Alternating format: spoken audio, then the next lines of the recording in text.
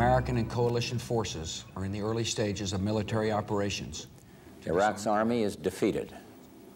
Our military objectives are met.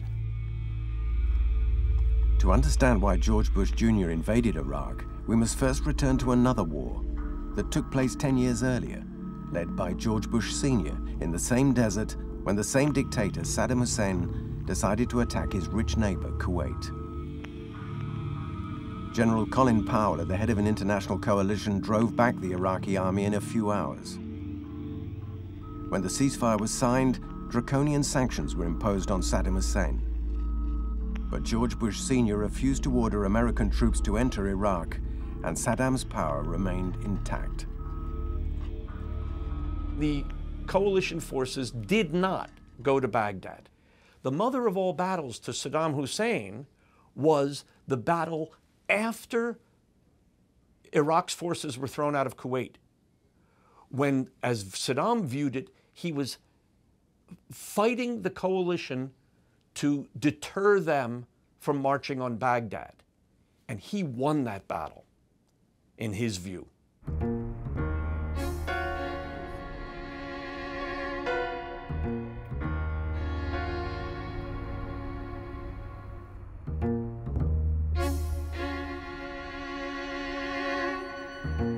The victory had a bitter aftertaste for men like Paul Wolfowitz, Chief of Staff to Dick Cheney, the Secretary of Defense.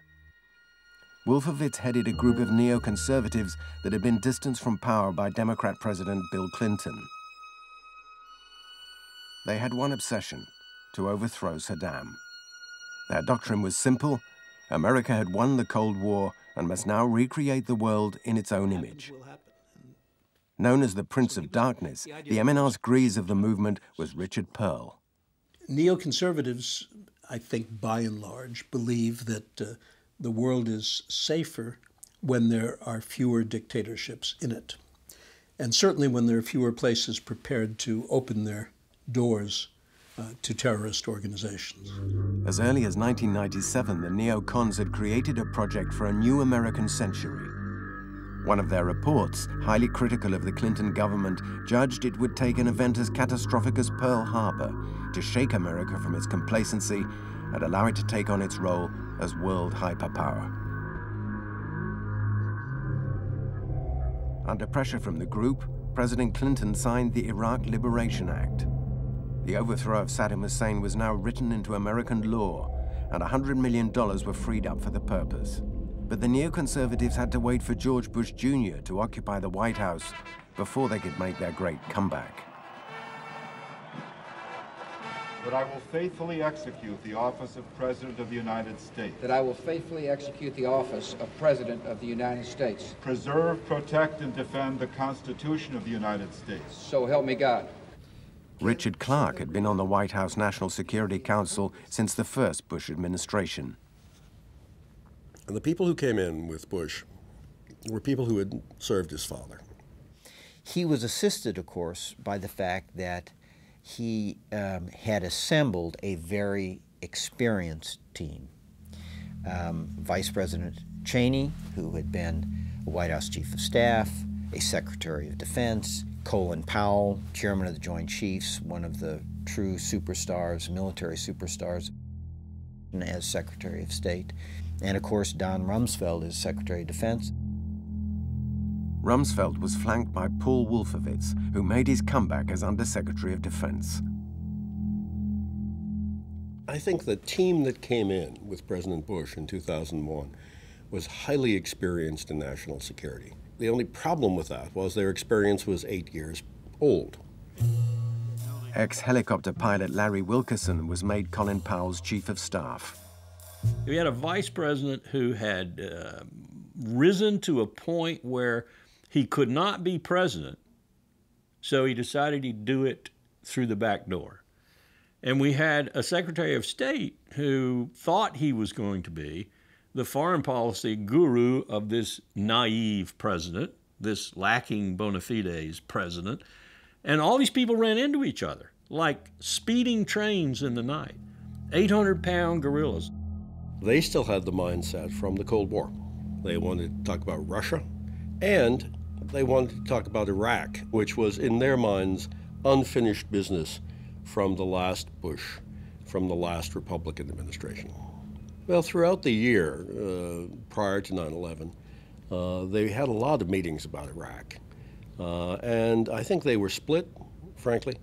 I think there were people who wanted to do something to take the initiative to go to war with Iraq or to provoke Iraq into a war. And there were others who were more cautious.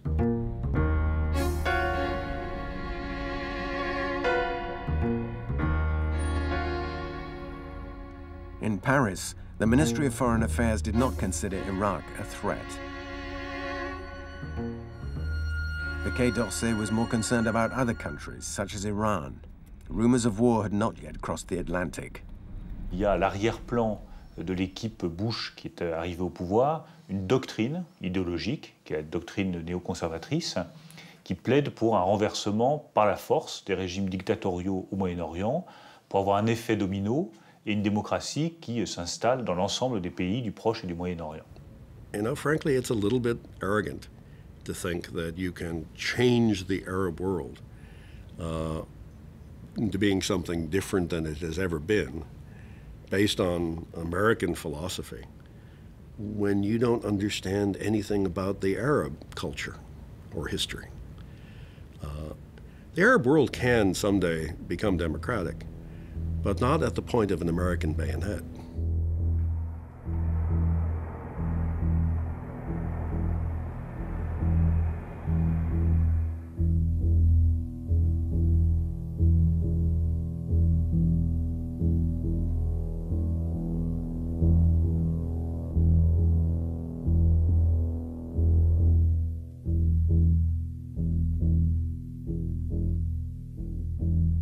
Well, I think September 11th put all of us into a trauma, into a different mindset.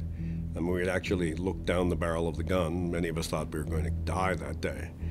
And many of our friends did die that day. Remember, I'm old enough to have been a memory age at the time of the Japanese attack on Pearl Harbor. And it was a similar feeling. The anger was, who did this? And we will get them. I happened to be in CIA headquarters that day. I was in fact surprised that the headquarters was not a target. Well, it was clear instantaneously that we were at war. During the following days, America prepared to launch an operation in Afghanistan against Osama bin Laden, the brain behind the terrorist attacks. But in the White House, Dick Clark realized that this was only a prelude to the main war in view. He could hardly believe his ears. On September 11th, Donald Rumsfeld, the Secretary of Defense, says to the President, in my presence, now we can do Iraq. The people who wanted to go immediately after Iraq, that group was led by the Deputy Defense Minister, Paul Wolfowitz. I think Rumsfeld, his boss, let him make his case. Rumsfeld stood back a little from it, but Rumsfeld wanted to do Iraq. And I was stunned. I didn't see what, if anything, Iraq had to do with it. And initially I thought perhaps Rumsfeld was joking, because what he said was, well, yes, we can go into Afghanistan, yes, we can bomb Afghanistan, but there aren't enough targets there. And I thought, aren't enough targets? Aren't enough targets for what? I mean, what kind of joke is that? That we need to bomb a lot of things to prove after 9/11 that we're still a big, powerful country? I didn't quite get what he had in mind. And the President said to me, I believe it was on the 12th, I want you to make sure that you get all the evidence of Iraqi involvement. The impression he left with me was, you know, I want you to find the connection that Saddam, he kept saying Saddam. A split appeared within the government. Doves on one side, hawks on the other. The latter saw the acts of September 11 as the ultimate justification for attacking regimes that harbored terrorists. Iraq was now literally in the firing line. We believed that Saddam Hussein possessed weapons of mass destruction. We knew he hated the United States. We knew that he had cheered on 9/11. Caught unawares by the catastrophe, the Bush administration prepared frantically against the possibility of further attacks. The intelligence community's advice to the president was, Mr. President, this is the first of a wave of attacks. There will be more. Those mass casualty attacks could include weapons of mass destruction.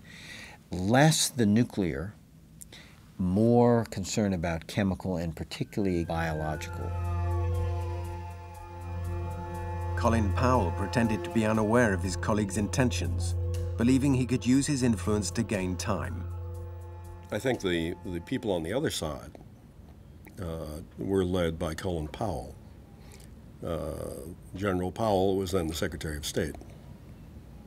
And he didn't see any connection with Iraq in 9/11, and we talked about it. And he wanted to slow roll this desire to go to war with Iraq, I think in the hope that it would go away. On September 12th, Saddam Hussein met with his Revolutionary Council. And well, now that the Americans have been attacked by the al-Qaeda people, now we and the Americans can be allies because we're both against al-Qaeda. How the same set of facts could cause two leaders of two countries to come to so remarkably different conclusions in an era of mass communications where we all have access to the same information. It's really quite remarkable. But for the neocons, Iraq seemed the ideal laboratory to put their theories to the test. The fact that Saddam Hussein reigned over a secular regime light years from the fundamentalist beliefs of al-Qaeda was not even taken into account. And the issue that became an obsession with the administration was simply this: who could commit another act of terror, this time with weapons of mass destruction, and what can we do to prevent it? The United States was attacked by al-Qaeda, and therefore our response is to go invade Iraq. So I said, unfortunately, to these cabinet members, I said, you know, this is the equivalent of Franklin Roosevelt responding to Pearl Harbor by invading Mexico. January 2002, the ritual State of the Union address. Chairman Hamid Karzai. The Afghanistan campaign had been a great success, and the new President Hamid Karzai was guest of honor.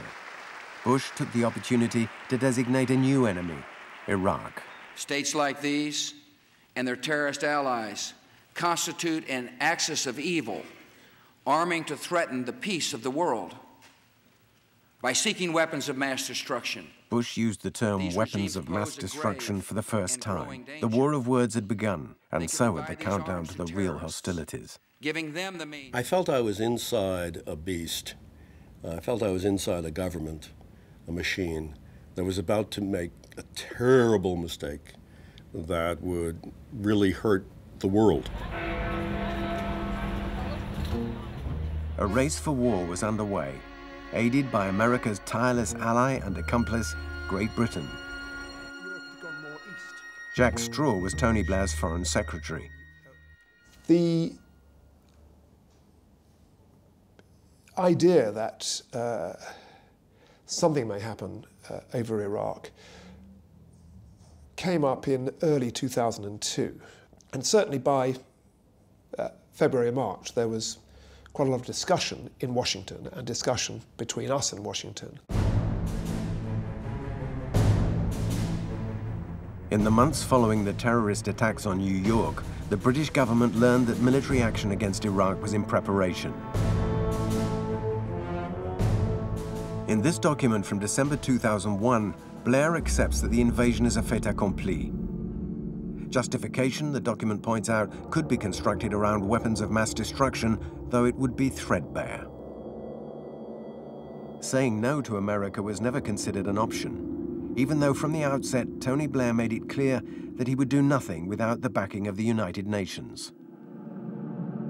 And so I started to look for the evidence that politicians were using when they were making claims about Iraq. And it was in that gap between the political statement and the evidence that they were drawing upon that I found a source of curiosity, a wonder of why there was this mismatch between the evidence and the rhetoric.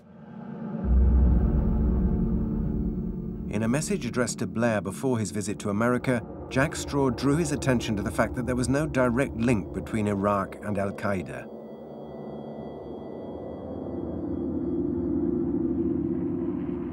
But when Prime Minister Blair visited the Bush ranch, officially for a consultation between two heads of state, he was, in fact, picking up his battle orders.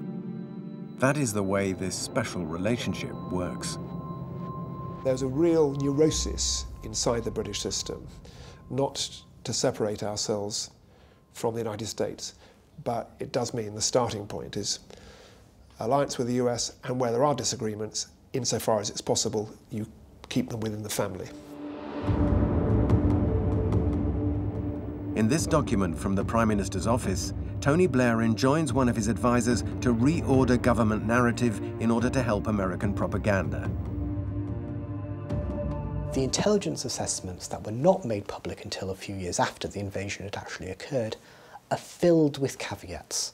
They're filled with statements of what they don't actually know. The subtlety of intelligence you can't really convey to a public, and I felt that it was a mistake for us to seek to rely on intelligence.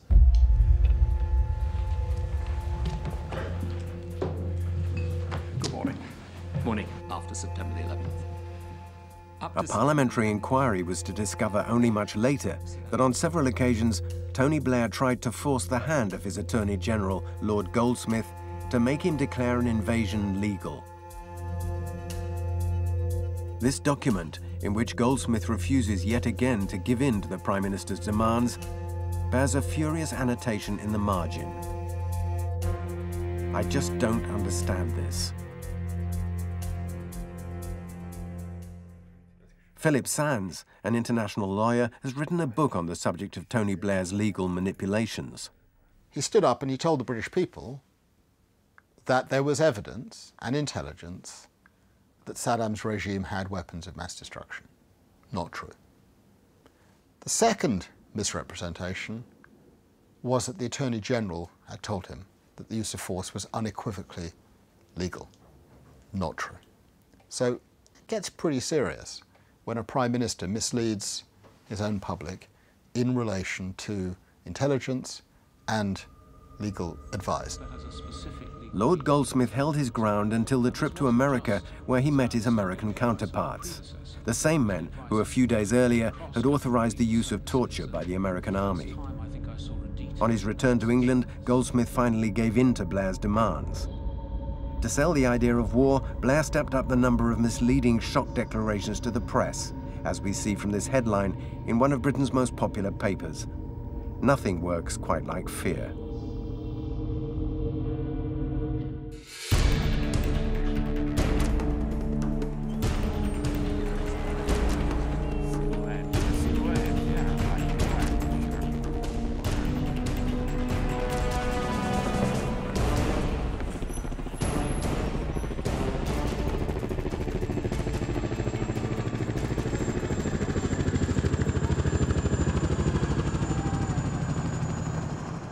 In Afghanistan, the Taliban regime crumbled in a matter of weeks. But that did not mean that the war was over. Osama bin Laden was still on the loose, and American soldiers were dying every day. In the United States, patriotism is always unquestioned. Fertile soil for the White House in its effort to win the hearts and minds of the American nation and gain their support for a new war. What was different about this war, as far as propaganda was concerned, was the people in the White House, especially with a good political sense, realized that a war of aggression was so contrary to American tradition that a long sales campaign would be needed to muster the support for it. Andrew Card, Bush's chief of staff, started a vigorous media offensive. He had come to politics from marketing at General Motors. He knew you don't launch a new product in August. And with the support of senior officials, prepared the opening of the campaign for the anniversary of 9/11. The message was unstated, but the propaganda perfect. And it was Dick Cheney who would first give it voice. 9/11 and its aftermath awakened this nation to danger, to the true ambitions of the global terror network. Simply stated, there is no doubt that Saddam Hussein now has weapons of mass destruction. There is no doubt that he is amassing them to use against our friends, against our allies, and against us. On September 11, the president himself addressed the nation. And we will not allow any terrorist or tyrant to threaten civilization with weapons of mass murder. The Assembly will hear an address by His Excellency Mr. George W. Bush, President of the United States of America. On the following day, September 12th, he spoke to the whole world.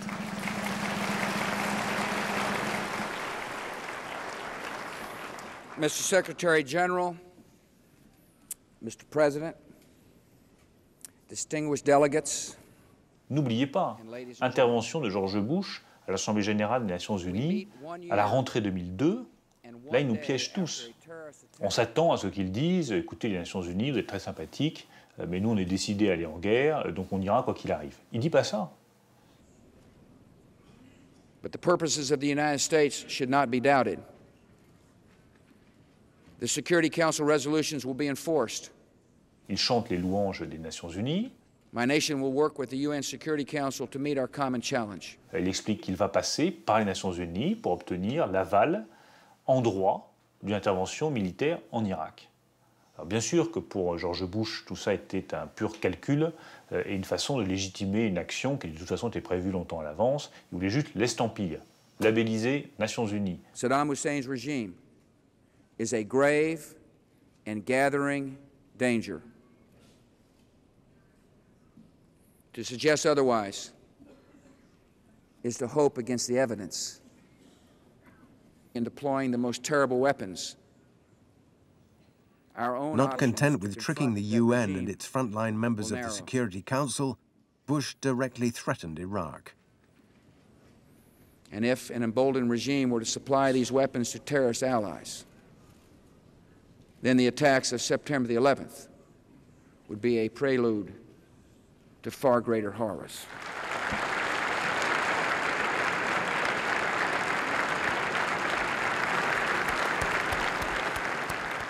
The British had already decided which side they were on. It was up to France to become the symbol of resistance in the new debate. And American public opinion was about to become the object of new coercion.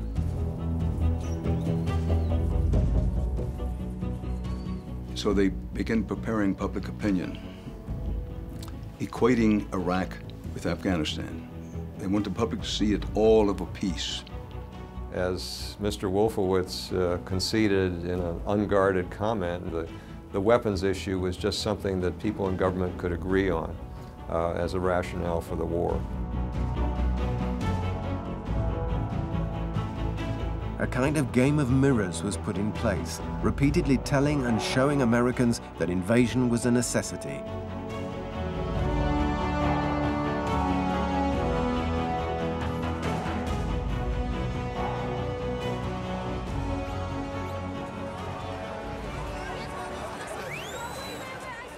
There is no more sacred decision a president and his cabinet will take than sending soldiers into war to kill and to die in your country's name. So the first thought that comes to mind is not they're lying. They had made their case very skillfully in their propaganda, in selling the war to the American people, and the first level of that sales package, if you will, was the nuclear threat. The evidence indicates that Iraq is reconstituting its nuclear weapons program. Saddam Hussein has held numerous meetings with Iraqi nuclear scientists, a group he calls his nuclear mujahideen, his nuclear holy warriors. and the old threat of nuclear attack was wheeled out for the purpose. The problem here is that there will always be some uncertainty about how quickly he can acquire a nuclear weapon, but we don't want the smoking gun to be a mushroom cloud. Facing clear evidence of peril, we cannot wait for the final proof, the smoking gun, that could come in the form of a mushroom cloud. Does he have nuclear weapons? Is there a smoking gun here? The smoking gun is an interesting phrase. And that certainly gets the public's attention, doesn't it? The words bearing the essential themes were repeated again and again. The orchestration was varied, but the melody simple and effective.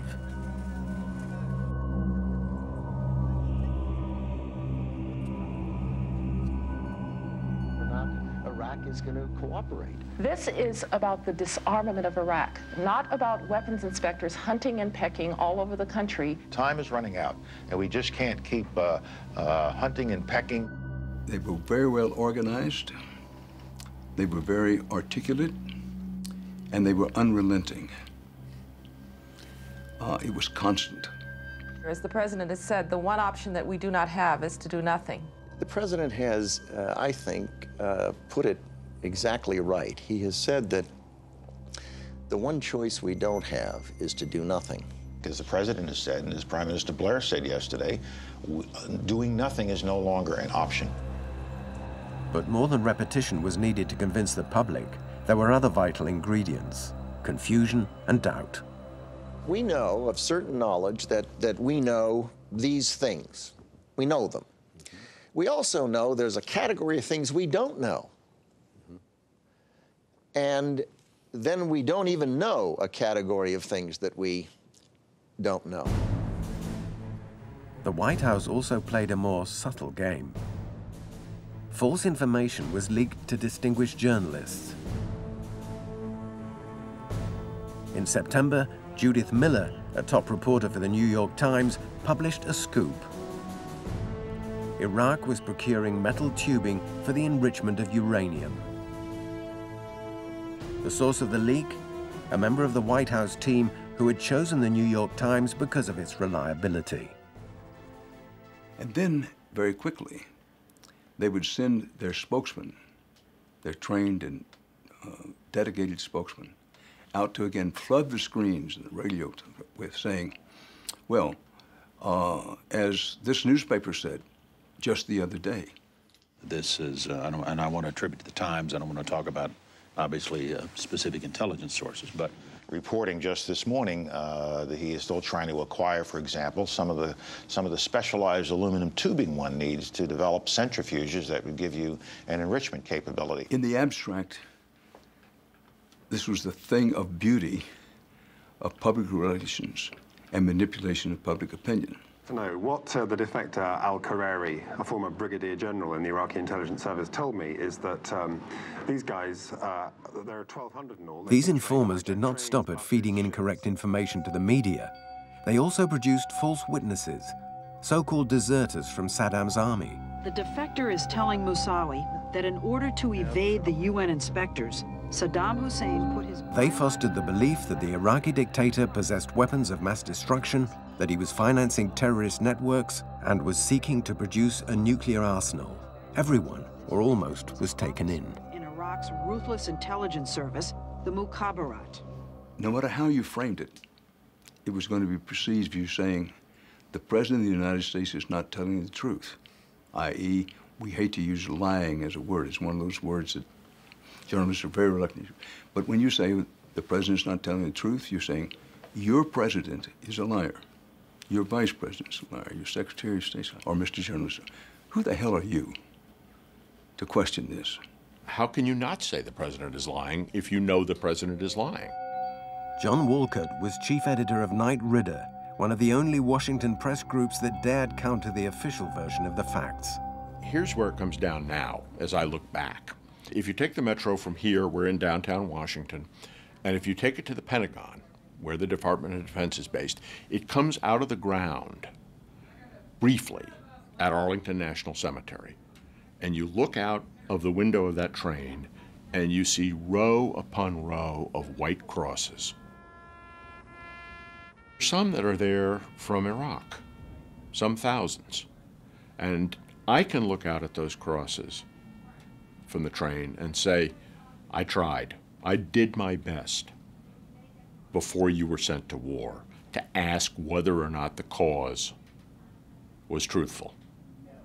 We got a lot of pushback from people quite high up in the administration who accused us of, at one point in one fairly heated conversation, of treason. You know, if you contradict what the president or the vice president of the Defense Department is saying, that somehow is treasonous. And they tried to play that card. And they played the access card.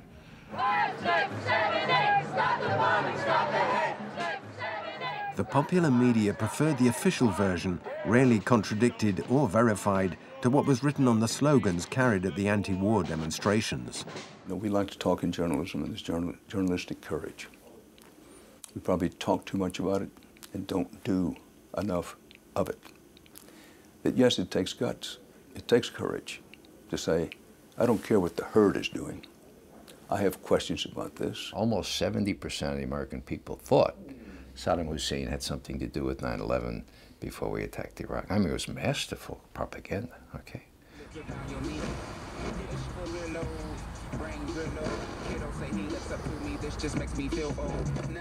After September 11, the government knew that above all else, the public had to be reassured. The people would not oppose a president once he was at war, but to go into Iraq, a vote of Congress was needed, and to win it, they would need more than a few leaks to the press. Vice President Dick Cheney decided to make a personal visit to the CIA to put pressure on agency analysts. He needed the information they held to be of use to him. Cheney hated the CIA. They wouldn't bend on ties between Iraq and al-Qaeda. They resisted for too long this notion of weapons of mass destruction, and he was always suspicious that they were trying to get him. Cheney did not trust George Tenet, the head of what is the largest intelligence service in the world. But Tenet, a renegade from the Clinton administration, was very careful to tell his bosses what they wanted to hear. That doesn't work, because if you size up your director as a guy who's willing to smell the prevailing winds, you know, and adjust his briefings accordingly, then how are you going to be completely free to tell the president or the vice president, secretary of state, well, that's not the way it is, sir? For the first time in the history of the United States, a vice president rifled through CIA files to see what could be of use to him. And I'm so interested that I, powerful vice president, I'm going to come out and make visits to your place. That shows you how important this is to me. That was the message. And you know, analysts, and this gets more into the question of subtleties of influence, you know. Analysts crave face time with someone as powerful as the vice president, you know. I mean, I talked to one or two of the people from the Counterterror Center who was involved in some of these meetings. Oh, we had all this time with Dick Cheney, the vice president, you know.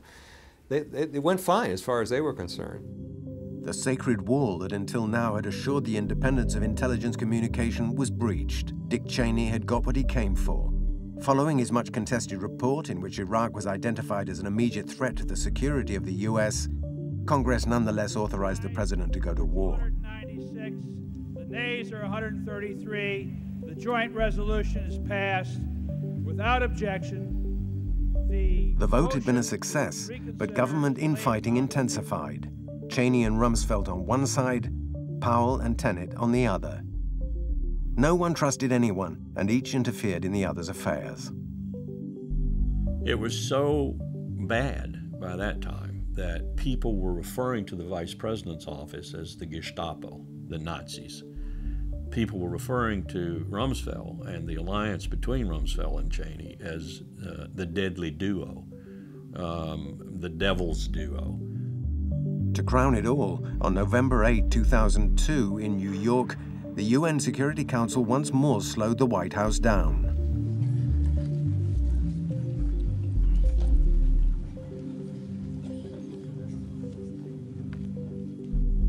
Hands were raised in a unanimous vote for Resolution 1441. If Iraq's defiance continues, however, the Security Council must face its responsibilities. It was a defeat for the United States. War seemed to have been averted, and it was back to diplomacy. For Dick Cheney, it was vital to retaliate. His bureau had been exploring new avenues for several months. These reports were floating around the intelligence community, probably from the end of 2001, a month or two after 9/11. This time, the CIA presented Dick Cheney's office with some contracts. They came from Europe and seemed to prove that Iraq had purchased several tons of uranium from Niger. CIA Specialist on Nuclear Affairs Valerie Plame Wilson was given the job of checking the veracity of the documents. If the White House calls and it's in the very essence of the CIA to respond to senior policymakers. However, these documents had immediately aroused the suspicions of world specialists. These were fabricated documents that came out of the Italian service, SISMI, but they were bought by SISMI from a notorious fabricator who had been selling so-called secrets and documents to various European countries, including the French. The same documents appeared on the desks of the most senior state officials in France. The Paris government was far from convinced. Je dis très clairement qu'on a voulu faire croire aux autorités politiques françaises, par tous les moyens, y compris la manipulation de documents officiels, qu'il y avait réellement des armes de destruction massive en Irak. Et je peux témoigner que j'ai reçu dans mon bureau, de la part de services étrangers alliés, des documents établissant l'existence d'armes de destruction massive en Irak qui étaient des faux. Et les personnes qui m'ont fourni ces documents ne pouvaient pas ignorer que c'était des faux. The CIA decided to send Valerie's husband, Joe Wilson, a top specialist on Africa, to investigate in Niger.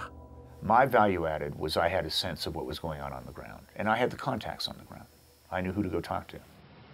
Joe Wilson tried to find out more about these supposed sales.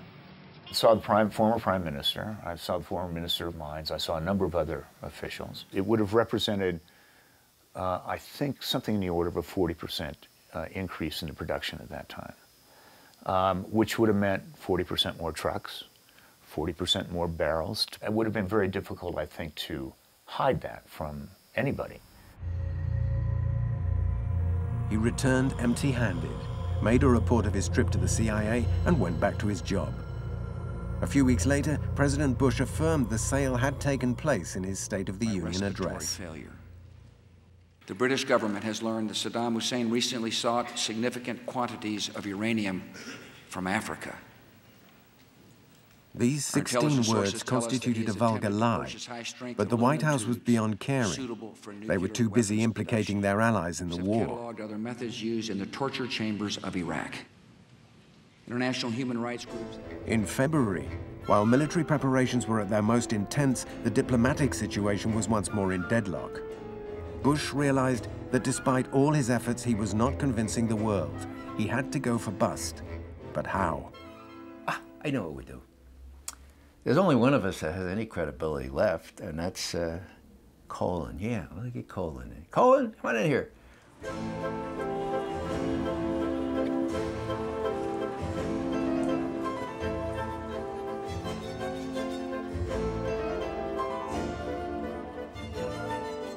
To tip international opinion in his favor, Bush knew that he needed the most respected member of his clan. National hero Colin Powell would put his moral and political credibility on the line in a last-ditch attempt to bring the United Nations on board. He would explain to the world why America wanted war at all costs.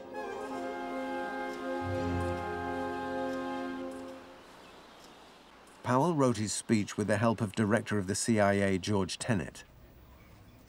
The two men shut themselves away for 5 days and 5 nights. Larry Wilkerson was with them.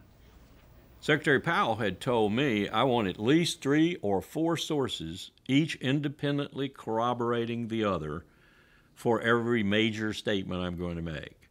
And what he meant by that, of course, was he wanted human intelligence, he wanted materials intelligence, he wanted satellite intelligence, photo reconnaissance intelligence.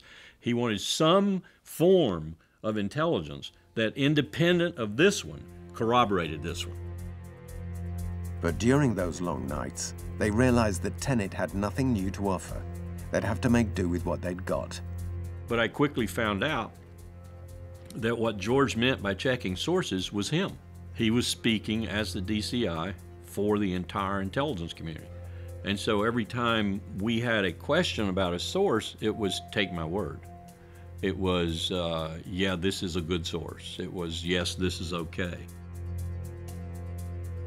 Colin Powell became angry when Tenet asked him to take his word for it. I want a photo of this damn thing. I mean, he told the DCI that. I don't want to draw sketches of a biological laboratory. I want a photograph. If it's a rail car, get me a photograph. If it's a truck, I want a photograph. And, you know, George Tenet couldn't produce those things. If you're the Secretary of State, you've got to take the DCI's word for it at some points. Late on the fifth night, in the upper floors of the United Nations building, as he was rehearsing the speech for the last time, Powell suddenly paused. And he turned to Mr. Tenet and he said, you stand by everything I've just said. You stand by everything I've just said. Yes, I stand by it. And Powell said, well, good, because you're going to be with me tomorrow. You're going to be in camera. You're going to be with me. And that's very unusual for the director of the CIA to be on television.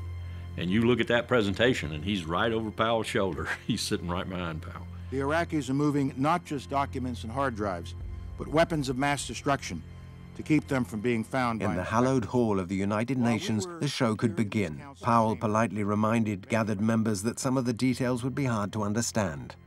The photos that I am about to show you are sometimes hard for the average person to interpret, hard for me. He presented Iraq as a satanic power and accused Saddam of converting the most serious sicknesses on the planet into weapons of war, causing diseases such as gas gangrene, plague, typhus, tetanus, cholera, camel pox, and hemorrhagic fever. Second, when Iraq finally admitted having these weapons in 1995, the quantities were vast. Less than a teaspoon of dry anthrax, a little bit about this amount. This is just about the amount of like a perfect traveling salesman in the lying trade, Powell brought all the visual aids required, continuing his performance with a presentation of hand-painted mobile biological laboratories produced by the CIA thanks to the evidence of an Iraqi taxi driver whom Tenet had considered unreliable. Highly detailed and extremely accurate. No laboratory, mobile or otherwise, would ever be discovered. This video of an Iraqi test flight shows an Iraqi F-1 Mirage jet aircraft. Note the spray coming from beneath the Mirage. That is 2,000 liters of simulated anthrax that a jet is spraying. In 1995, the Mirage F-1 in this footage had been destroyed years earlier, in 1991. The sites that were claimed to be stocking chemical weapons were visited by UN inspectors during the following days and were found empty. In a speech lasting 1 hour, Powell had destroyed a reputation built over a lifetime. Here in this council chamber, debating Resolution 1441 last fall.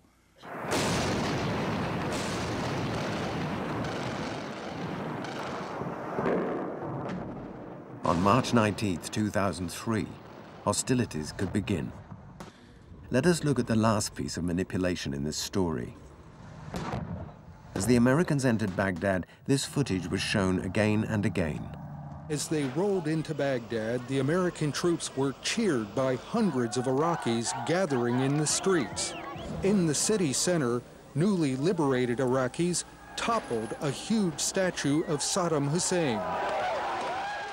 The sequence was sold by the media as symbolizing the end of the war, though it had only just begun. But supposing we look more closely at the Iraqis first of all. This wide shot, filmed earlier in the day, shows that there were few of them, and that they were vainly trying to knock down the statue with sledgehammers. Then, on the left of the picture, we see the arrival of the American Tank Regiment. Peter Mass was in Baghdad for the New York Times. The commander of this battalion, who I was with at the time, he saw what was going on, and he knew that the press was broadcasting all of this live. And he saw that the Iraqis were trying to take down the statue with the rope, and they had failed. So the American general decided to give history a nudge. Imagery can be a tactic, you know? He called his commander. The commander said, okay, just be sure that nobody gets killed when you take it down. The tank tugged, the statue crashed to the ground, and the world was overjoyed. It was a day on which everyone needed some good news. And I think what the cameras didn't pick up was, even while that was going on at the square, only a few blocks away, there were buildings that had been set on fire, and people were walking off with office furniture and things like that. So just very, very close to where that scene of jubilation was, the chaos was already starting to take over the city. It was a day that would also be remembered as a victory for the Iraqi people, thanks to American intervention. We create images that we want to believe in, and then we believe them. We create the events that confirm our desires, that confirm our prejudices. The fallen statue was to help the American president seal his victory.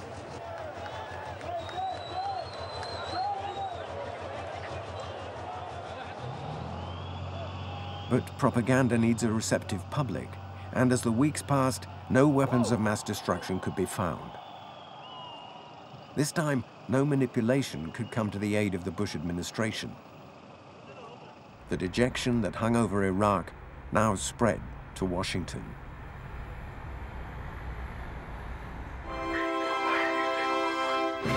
And former U.S. ambassador to the West African country of Gabon, Joseph Wilson, says yes. He's disclosed publicly for the first Joe time Wilson this knew that the morning government in had the New York used his Times Niger op-ed visit to manipulate public opinion. He organized a mediatized response. Thanks for coming in. Morning, Andrea. Let's put this in So on context. Sunday morning, the 6th, Dick Cheney awakens.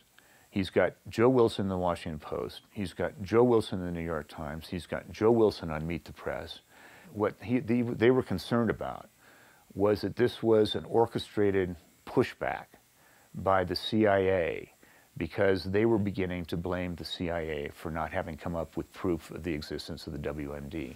To take revenge on Wilson, the vice president's office threw his wife's name to the press. One of the nation's most carefully guarded secrets, the identity of a covert CIA agent, Valerie Plame Wilson. Years later, a judicial inquiry condemned Cheney's chief of staff to a suspended prison sentence for having revealed the identity of an American secret agent. It never dawned on me, because it doesn't happen, that their tactic would be to betray the identity of a covert CIA officer, or even to bring a family member into the public square to administer this beatdown, basically, this attack.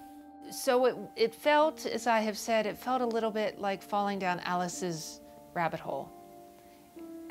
All your touchstones, everything that you've known is gone. It's wiped away. The spy, betrayed by her own people, was left with a nightmare of Alice in Wonderland and with a shattered career. But at the end of the day, the person who really decided to do this war was George Bush. The person who really wanted to do this war was George Bush. Now, maybe he came to that conclusion by having been manipulated, but it wasn't Dick Cheney, and it wasn't Don Rumsfeld, and it wasn't Paul Wolfowitz. At the end of the day, he wanted to do this, and he's the reason it happened. For Iraq, the result was a 10-year war and hundreds of thousands of deaths. For George Bush, who had forever associated manipulation and military invasion with the history of his country, there was only one punishment: re-election in 2004.